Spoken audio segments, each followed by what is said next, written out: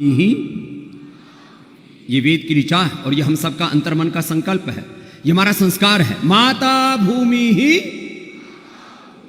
पुत्रो हम पृथिव्याः मातृदेवो भव पितृदेवो भव आचार्य देवो भव अतिथि देवो भव राष्ट्र देवो भव। भोर में उठ करके जब आप ये संकल्प करेंगे, मैं धरती माता की वीर यशस्वी तेजस्वी अजर अमर अविनाशी संतान हूं, और ये भाव चेतना एक क्षण के लिए भी नीचे नहीं आनी चाहिए, अपनी निजता से कभी भी नीचे नहीं आना चाहिए। जब हम माता पिता को उस भगवान का ही प्रत्यक्ष विग्रह मानेंगे और जब हम अपने सनातन धर्म को, अपने ऋषि धर्म को, अपने हिंदू धर्म को अपना सर्वस्व मान करके मनसा वाचा कर्मणा हम हिंदुत्व का, सनातन का, जो हमारी शाश्वत संस्कृति, सा संस्कृति प्रथमा विश्ववारा, भारत की संस्कृति विश्व की सबसे प्राचीन संस्कृति है। वेद के मंत्र का मैंने अभी उद्घोष किया, क्या बोला?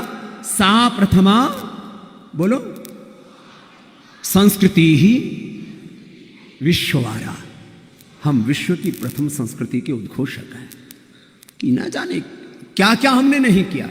विश्व को प्रथम शिक्षा व्यवस्था, विश्व को प्रथम चिकित्सा व्यवस्था, विश्व को प्रथम अर्थव्यवस्था, कर व्यवस्था, विश्व को प्रथम राज व्यवस्था, राजनीतिक व्यवस्था, विश्व को प्रथम पारिवारिक व्यवस्था, सामाजिक व्यवस्था, वैयक्तिक जीवन से लेकर के वैश्विक जीवन के सूत्र भारत के ऋषियों ने दिए हैं। ये आपको गौरव हमेशा अपने अंतर्मन में रहना चाहिए। यही हमारा गौरव स्वाभिमान।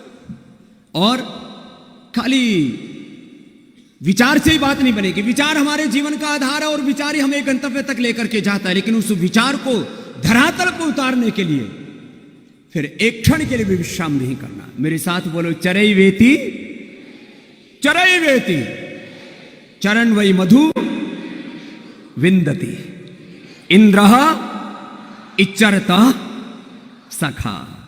चरई वेति चलते रहो, परवाह नहीं करना। जितना विरोध हो उतनी आपको ताकत मिलेगी, और इसका लाइव एग्जांपल स्वामी रामदेव तुम्हारे सामने खड़ा हुआ है।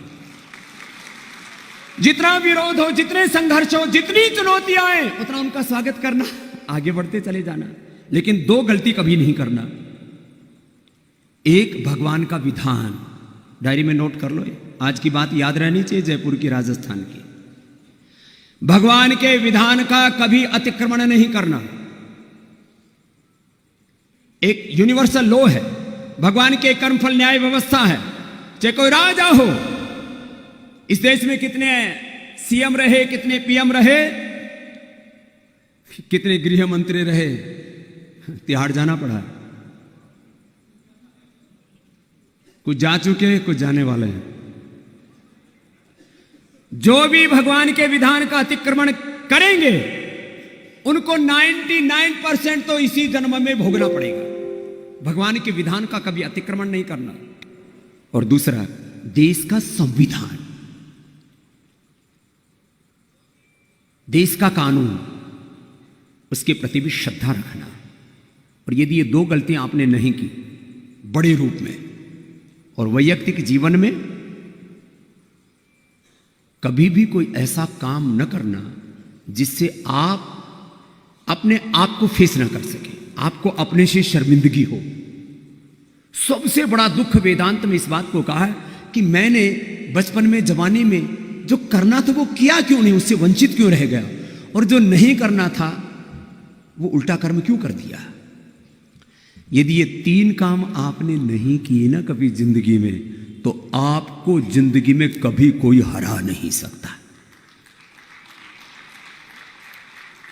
कोई ऐसा काम नहीं करना जिससे आपको कभी भी आत्मग्लानि हो, खुद से शर्मिंदगी हो, आप अपने आप को फेस न कर सके। कभी भी भगवान के विधान का अतिक्रमण नहीं करना और देश के संविधान का अतिक्रमण नहीं करना। और यदि लोक भाषा में कहूं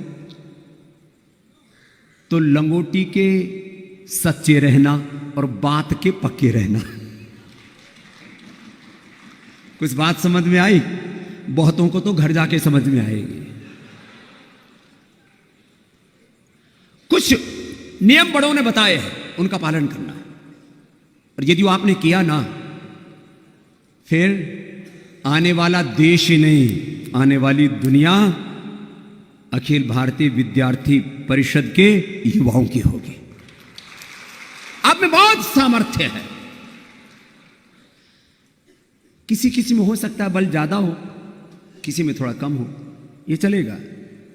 शरीर बल थोड़ा बहुत कम ज्यादा हो चलेगा, लेकिन मनोबल और आत्मबल इतना प्रबल होना चाहिए कि कभी भी नैराश्य, कुंठा एक क्षण के लिए भी जीवन में नहीं आनी चाहिए। किसी किसी को ना बार बार प्रेरणा देनी पड़ती है। एक बार राष्ट्रीय सम्मेलन हुआ तो कुछ लोग 1 महीने में उनकी बैटरी थोड़ी डिस्चार्ज हो जाती है, किसी की 6 महीने में, किसी की साल भर चलती है। लेकिन कुछ लोग हैं जिन्होंने एक बार सोच लिया तो फिर अंतिम श्वास तक उस संकल्प को निभाते हैं। ऐसे आप युवाओं को मैं देखना चाहता हूं, और इस संकल्प की आज आवश्यकता है। और इसी के लिए मैं आपके बीच में आया कि मुझे आशाएं और अपेक्षाएं हैं। 140 करोड़ का ये भारत हो चुका है, 141 करोड़ से आगे अभी थोड़े दिनों में 150 करोड़ के आसपास पहुंच जाएगा। मुझे लगता है बहुत जल्दी से देश में जनसंख्या नियंत्रण का भी कानून लागू हो ही जाना चाहिए।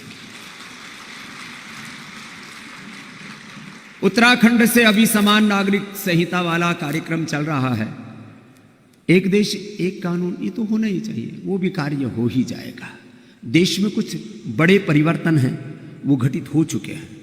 कभी शायद आप में से भी उसमें मैं भी सम्मिलित हूं। मैं भी कभी कभी सोचता था क्या ये 370 वाला कार्यक्रम ऐसे ही चलता रहेगा कि कभी हमारी आंखों के सामने पूरा होगा ये सपना? क्या कभी राम मंदिर हमारी आंखों के सामने बनेगा? कभी से देश के अंदर हिंदू अपने गौरव और स्वाभिमान के साथ जी सकेगा? वो काम तो हमने अपने आंखों के सामने देख लिया है।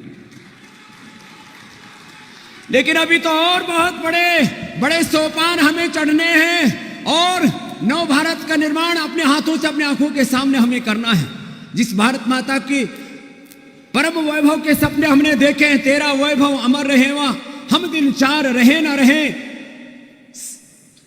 पथ का अंतिम लक्ष्य लिया सिंहासन चढ़ते जाना, सकल समाज को लिए साथ में आगे को बढ़ते जाना। हमें तो बहुत बड़े बड़े सोपान अभी चढ़ने, और अपने जीवन की आहुति लगाने के लिए हमको उद्यत रहना है। लेकिन इसके लिए अपने भीतर एक अपरिमित सामर्थ्य अर्जित करना है, और वो प्रतिभा सब में है। बिना किसी भेदभाव और पक्षपात के परमात्मा ने, परमेश्वर ने सबको समान रूप से एक जैसा ज्ञान, शक्ति, सामर्थ्य, विद्या, विभूति, ऐश्वर्य दिया है। कोई डिस्क्रिमिनेशन नहीं है। कुछ लोग जो भारतीय संस्कृति के नाम पर लांछन लगाते हैं ना कि भारत की संस्कृति में ब्राह्मण, क्षत्रिय, वैश्य, शूद्र, दलित, आदिवासी, वनवासी के नाम पर भेदभाव किया जाता है।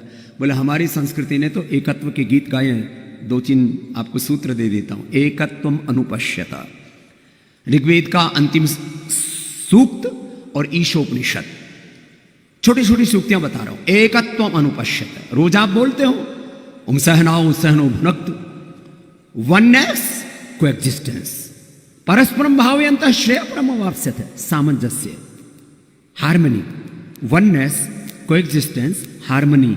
ये सूत्र हमने यूरोप से कोई पश्चिम से नहीं पाए हैं, ये सूत्र हमारी संस्कृति के हैं। हमने कभी भेदभाव किया ही नहीं। ब्राह्मण, क्षत्रिय, वैश्य, शूद्र, दलित, आदिवासी, वनवासी, ये तो जातियों के नाम पर लोगों ने समाज को बांटा है। ब्राह्मण क्या है?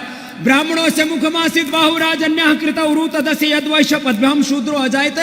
हमारे भीतर ही ये सिर हमारा ब्राह्मण है, ज्ञान से ओतप्रोत है। ये भुजाएं हमारी क्षत्रिय हैं, ये हमारी भी रक्षा करते हैं। और किसी दुर्बल पर यदि अत्याचार होता है तो उसके लिए भी हमारी भुजाएं खड़ी हो जाती है। क्षत्रिय, यही क्षत्रिय है, यही ब्राह्मण है, यही वैश्य है, और यही शूद्र है। शूद्र का मतलब अपवित्र नहीं होता, शुचि शुद्धौ, जो पवित्र है उसको शूद्र कहते हैं। बताओ, बोलो, कुछ लोग जो पढ़े लिखे नहीं, ऐसे बेवकूफ लिटरेट इडियट लोग भारतीय संस्कृति के बारे में कुछ भी बकबक करते रहते हैं। तो थोड़ा आज तो मुझे वक्त कम है, वक्त है कम, लंबी मंजिल, तुम्हें तेज कदम चलना होगा। ऐ परम तपस्या के पथिको, तुम्हें नूतन पथ गढ़ना होगा। वक्त कम है, फिर भी जाते जाते कुछ 2-4 बातों पर आपका ध्यान दिलाना ये चाहता हूं कि भारतीय संस्कृति में कभी भी जाति के नाम पर कोई पक्षपात नहीं किया गया। स्त्री और पुरुष के नाम पर कोई पक्षपात नहीं किया गया। और किसी ने संस्कृत में कुछ लिख दिया हो तो संस्कृत में लिखी हुई हर बात, याद रखना महर्षि दयानंद का वचन, संस्कृत में लिखी हुई हर बात भारत की संस्कृति नहीं है। संस्कृत में तो कोई गाली भी दे सकता, ए गर्दभ ए गधे, तो ये कोई भारतीय संस्कृति है? ए गर्दभ कुत्र गच्छति, ये कोई भारतीय संस्कृति है? इसलिए कोई आपको ये बोले कि तुम्हारे शास्त्रों में तुम्हारे ग्रंथों में ये लिखा है, तो बोले तेरे फूफे ने लिखा होगा, हमारा लिखा हुआ नहीं है। ये लालची लोगों ने कुछ भी डांट ठोक दिया होगा कहीं पर भी, ये मिलावट और सब जगह चलते हैं, एडल्ट्रेशन। इसलिए कभी भी किसी भी स्थिति में लॉजिकली प्रैक्टिकली कहीं पर भी कोई बात आए तो बोलो फिर स्त्रियों और शूद्रों को वेद क्यों नहीं पढ़ाते? बोलो पतंजलि में जाकर के देख लो, स्त्रियों और शूद्रों को वेद पढ़ाया जा रहा है, ये भारतीय संस्कृति है।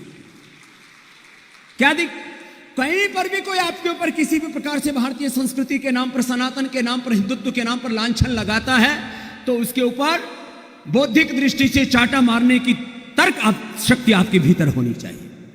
और सबसे बड़ी बात यह है, अपने जीवन से ऐसा करके दिखाओ। जिंदगी में कभी भी जातियों के नाम पर और इधर उधर के नाम पर, भेदभाव के नाम पर कभी क्यों अपने दिल में कुछ संकीर्णता रखना? आज मैं आपके सामने खड़ा हूं, मैंने पूरे देश के अंदर लगभग 25 लाख किलोमीटर की यात्रा की, 10 करोड़ से ज्यादा लोगों को मैंने योग सिखाया, और अभी तो मैं जवान हुआ हूं, अभी तो मेरी 50 साल की यात्रा भी बाकी है। ए जवानों, जोश तुम्हारा ऐसा होना चाहिए। अभी भी मैं सीआरपीएफ के जवान वो सिक्योरिटी में लगा रखे हैं, मैं दौड़ता हूं तो 2 शिफ्ट में दौड़ना पड़ता है उनका। इतना शौर्य होना चाहिए आपके भीतर, और तुम्हारी भुजाओं में अपरिमित बल होना चाहिए। बलम उपास्व, वेद का मंत्र क्या है? बोलो बलम उपास्व, बोलो नायम आत्मा बलहीने लभ्य, शरीर बल। जो एबीवीपी का विद्यार्थी कम से कम 10 सूर्य नमस्कार नहीं लगाता, वो निस्तेज है, वो निकम्मा है, वो निखट्टू है, वो प्रमादी है। तो आज जरा दोनों हाथ उठा करके संकल्प लेके जाओ कि 10 अंगुलियां खड़ी है ना, दोनों हाथ उठाओ, बोले भारत माता की, भारत माता की। तो दोनों हाथ उठा के रखो, अभी संकल्प करो, 10 बार बोलो, जोर से बोलो, 10 बार सूर्य नमस्कार अवश्य करेंगे। अब नीचे कर लो। बोले स्वामी जी आपने तो उठा रहे, संकल्प करा दिया, सोचा विचारा ही नहीं हमने तो। अच्छे बात में सोचने विचारने की जरूरत। पूज्यपाद गोस्वामी तुलसीदास जी महाराज कहते हैं, भाय कुभाय अनख आलसहु नाम जपत योग करत वेद पढ़त मंगल दिशिदसु। अच्छा लगे या ना हो, इच्छा हो या ना हो, चाहे जैसी परिस्थिति हो, चाहे जैसी मनस्थिति हो, हमें धर्म के मार्ग पर, सनातन के मार्ग पर, ऋषियों के मार्ग पर चलना है। इसमें कोई विचार करने की आवश्यकता ही नहीं। तो 10 बार सूर्य नमस्कार करना। मैं अभी भी 500 दंड लगाता हूं, तुम 100 तो लगा ही लोगे ना। चेहरों की मुस्कान तो यही बता रही है। साहब ये आपके लिए भी है, सेम टू यू। बेटा आप भी थोड़ी और मजबूत हो जाना। वैसे तो बड़ी बहादुर बेटी है, हाँ राजस्थान की छोरी है। यहाँ चूरमा खा करके लोग शूरमा तैयार हो जाते हैं, खीर खा करके वीर तैयार हो जाते हैं। हाँ तो सुनो, कम से कम 100 बार दंड बैठक लगाया करो। थोड़ा भस्त्रिका कपाल भाती भी करते हो कि नहीं करते?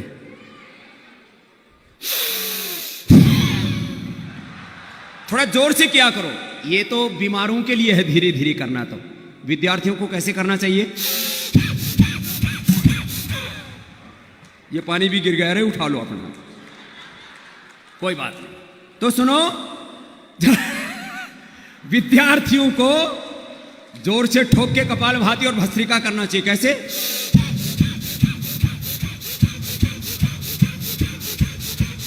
1 मिनट में भी पसीना आ जाए, दिसंबर जनवरी में भी। इसलिए मैं कभी गर्म कपड़ा पहनता ही नहीं।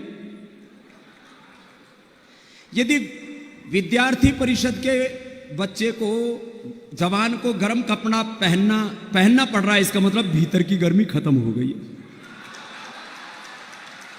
अब अपना हिसाब किताब खुद लगा लेना कितने पानी में हो, थर्मामीटर तुम्हारे ऊपर ही लगा हुआ है। दूसरा, कपालभाति करना। किसी ने गर्म कपड़े पहन रखे, अभी इधर देखा ताका झांकी मत करो, कपालभाति करना थोड़ा। हाँ, दोनों बातें। मेरा काम सब, अब योग ना बताऊं तो फिर तो मेरा मतलब मेन काम तो बाकी रह जाएगा। कपालभाति करना, थोड़ा अनुलोम विलोम करना। ऐसे बताओ, योगी होके जीना चाहिए कि रोगी? योगी और निरोगी होकर के जीना चाहिए, इसमें क्या बात है? देश का पैसा देश में रहना चाहिए कि विदेश में जाना चाहिए? एक मेरे से बोला, बाबा मैं तो दंत कांति प्रयोग नहीं करूंगा। तो मैंने कहा, कोलगेट वालों की तरह तूने छोरी ब्याह रखी है, तेरे फूफा लागे हैं वो, तेरे रिश्तेदार हैं। अरे तेरे को अच्छी चीज दे रहे हैं, विरोध करना तो स्वामी रामदेव का विरोध कर, पतंजलि गाय का घी खाया कर, दंत कांति लगा करके खूब विरोध किया कर, कोई दिक्कत नहीं है। विरोध अपनी जगह रखो भाई, देश का हित तो साधो पहले। जो ये स्वदेशी का काम खाली पतंजलि का नहीं है। मैं तो चाहता हूं पतंजलि जैसे कम से कम 1000 ब्रांड आप यो इस देश में खड़े कर दें, देश के लिए खड़ा करें। और ये विदेशी ब्रांडों की गुलामी कोई विद्यार्थी को नहीं होनी चाहिए। विदेशी घड़ी, विदेशी गाड़ी, विदेशी मोबाइल, विदेशी शर्ट, विदेशी जूते चप्पल ब्रांडेड होने चाहिए। यहां कोई चीज ब्रांडेड नहीं है, सब भगवा ही भगवा है, और भगवे का ही जलवा है तो इस देश के अंदर। तो सुनो, अब समापन की ओर बात जा रही है। तो आज मेरा लगभग 10 दिन पहले तक मुझे पता भी नहीं था यहां अखिल भारतीय विद्यार्थी परिषद का आज ये 68वां उसका अधिवेशन है, उसका अमृत महोत्सव मनाया जा रहा है। आदरणीय श्री दत्तात्रेय होसबोले जी ने मुझे एक दिन अनायास फोन किया, बोले स्वामी जी क्या आप 25 तारीख को जयपुर जा सकते हैं? मैंने कहा जी कहीं पर भी होगा, आपकी आज्ञा है तो पहुंच ही जाएंगे। क्योंकि पहली बार मुझे दत्ता जी ने किसी कार्यक्रम के लिए फोन किया।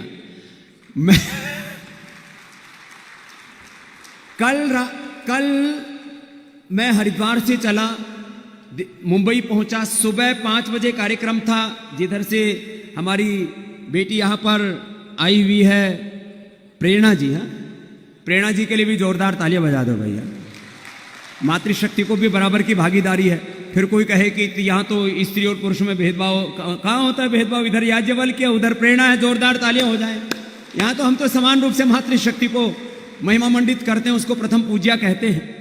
सुबह 5 बजे ठाणे में प्रोग्राम किया, 1 बजे वहाँ कार्यक्रम खत्म करके अब यहाँ पहुँच गया। अब मुझे शाम तक फिर हरिद्वार लौटना है। तो मैं दत्ता जी जो आपसे भी बहुत प्रेम करते हैं, उन्होंने फिर आशीष को लगा दिया। मैंने कहा आशीष जी मैंने बोल दिया तो बस मैं कैसे भी पहुंचूंगा, मैं आपके पास में आ जाऊंगा। और मुझे आकर के गौरव अनुभव हो रहा है, मैं भारत के भविष्य के सामने खड़ा।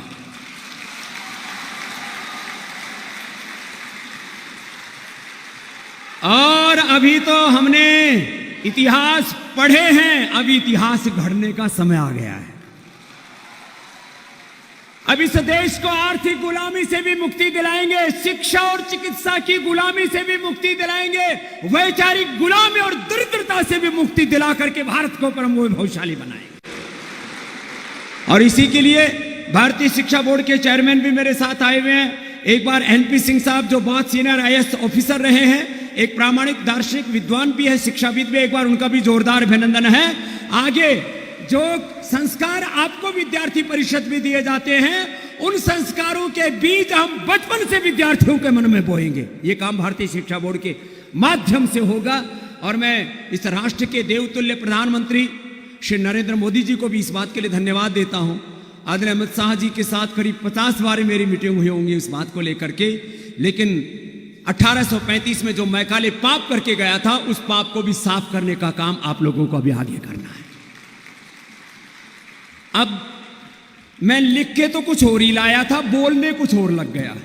मैंने सोचा था जा रहा हूं तो कुछ नोट्स बना लूं, लेकिन ये फिर अगली बार के लिए रिजर्व रख लेता हूं, क्योंकि मुझे पावर पॉइंट प्रेजेंटेशन या लिख करके बोलने की आदत नहीं है। जो भीतर से आता है वो बोल देता हूं। और बस इतना कहकर के जा रहा हूं कि आप लोगों से खाली विद्यार्थियों को और युवाओं की अपेक्षाएं नहीं है। वो तो आपने कीर्तिमान बना दिया है, 1400 पूर्णकालिक कार्यकर्ता है। और अब अभी 717 नए ऊर्जावान कार्यकर्ता, उसमें 126 बहनें और 45,46,845 विद्यार्थियों का और युवाओं का एक नया सैलाब आपके साथ जुड़ा है। यह है भारत की युवा शक्ति। और वो भारत का युवा भारत बोध के साथ, आत्मबोध के साथ, अपने गौरव, शौर्य और स्वाभिमान के साथ आपसे राष्ट्र हित के लिए, विद्यार्थियों के हित के लिए और इस भारत माता को परम वैभवशाली बनाने के लिए आपके साथ खड़ा है। तो मैं अक्सर 2 लाइन गाया करता हूं, उठो जवान देश की वसुंधरा पुकारती, उठो जवान देश की वसुंधरा पुकारती, देश है पुकारता पुकारती माँ भारती, देश है पुकारता पुकारती माँ भारत। रगों में तेरे बह रहा है खून राम श्याम का, रगों में तेरे बह रहा है खून राम श्याम का, जगत गुरु गोविंद और राजपूत शान का, जगत गुरु गोविंद और राजपूत शान का। तू चल पड़ा तो चल पड़ेगी, चल पड़ा तो चल पड़ेगी साथ तेरे भारती, देश है पुकारता पुकारती माँ भारती, देश है पुकारता पुकारती माँ भारत। तोड़ कर धरा को फोड़ आसमां की कालिमा, जगा दे सुप्रभात को फैला दे अपनी लालिमा, तेरी शुभ्र कीर्ति विश्व संकटों को तारती, देश है पुकारता पुकारती माँ भारती, देश है पुकारता पुकारती माँ भारत। है शत्रु दंदना रहा चहुं दिशा में देश की, पता बता रही हमें किरण किरण दिनेश की। ओ चक्रवर्ती विश्व जय, ओ चक्रवर्ती विश्व जय, मातृभूमि हारती, देश है पुकारता पुकारती माँ भारती, देश है पुकारता पुकारती माँ भारती। बोले भारत माता की। तो बस ये आशा और विश्वास के साथ कि आप के भीतर का ये जज्बा, शौर्य, वीरता, पराक्रम ऐसे ही जागृत रहेगा, नए नए सोपान और चढ़ते रहेंगे, नए इतिहास आप घड़ते रहेंगे। आज इतना ये व्यापक जो आपका समूह है, ये तो कुछ प्रतीकात्मक है। आपकी बहुत बड़ी शक्ति, बहुत बड़ी ऊर्जा इस देश में है। आप ऐसे आगे बढ़ते रहिए, फिर जिंदगी के किसी ना किसी मोड़ पर दोबारा आपसे मिलेंगे और तब तक भारत को बहुत ऊंचाई पर चढ़ता हुआ हम देखेंगे। 2047 से पहले ही भारत को अमेरिका से आगे ले जाकर के खड़ा करना आप युवाओं की जिम्मेदारी है। जब भारत अपना आज़ादी का शताब्दी वर्ष मना रहा होगा और आप भी अपना शताब्दी वर्ष मना रहे होंगे, उससे पहले अपने हाथों से वो काम जिसको करने के लिए परमात्मा ने आपको इस धरती पर भेजा है, उस काम को आप पूरा कर चुके होंगे। एक बार पुनः श्रद्धेय दत्ता जी को, आशीष जी को और सारे अखिल भारतीय विद्यार्थी परिषद के नेतृत्व को और आपके उन्नत चरित्र को पुनः प्रणाम करता हूं। भारत माता की।